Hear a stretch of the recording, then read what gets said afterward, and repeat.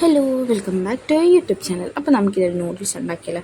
അപ്പോൾ ഭയങ്കര സിമ്പിളാണ്. അപ്പോൾ എങ്ങനെയാണെന്ന് നോക്കിയാൽ ഫസ്റ്റ് നമ്മൾ ക്യാരറ്റും ബീൻസ് ഇതുപോലെ അരിഞ്ഞെടുത്തിട്ടുണ്ട്.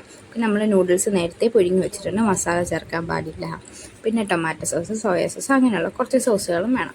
അപ്പോൾ ഇതാ നമ്മൾ ചട്ടി വെച്ചിട്ടുണ്ട്. നല്ല എണ്ണ ചൂടായി വരുമ്പോൾ നമുക്ക് അതിനകത്തോട്ട് ക്യാരറ്റും ബീൻസും പിന്നെ കുറച്ച് ഒരു തുള്ളി ഒരു ഇല മല്ലിയിലയും കൂടി ഇട്ട് കൊടുത്തിട്ടുണ്ട്. അപ്പോൾ അത്രേ ഉണ്ടായിരുന്നുള്ളൂ, അതുകൊണ്ട് ഞാൻ കുറച്ച് ഇട്ട് കൊടുത്തത്. ഇരുന്നൊന്നും വലിയ നിർബന്ധമൊന്നുമില്ല കേട്ടോ. അപ്പോൾ ഞാൻ കണ്ടപ്പോൾ ചുമ്മാ എടുത്തിട്ടതാണ്. അടുത്ത ഇത് നന്നായിട്ട് നമുക്ക് വരട്ടിയെടുക്കാം. പിന്നെ കുറച്ച് ഉപ്പും കൂടി ചേർക്കണം, കാരണം നമ്മുടെ ഈ മാഗി മസാലയുടെ പൊടിക്കകത്ത ഉപ്പുണ്ടല്ലോ, അപ്പോൾ അതുകൊണ്ടാണ് നമ്മളങ്ങനെ.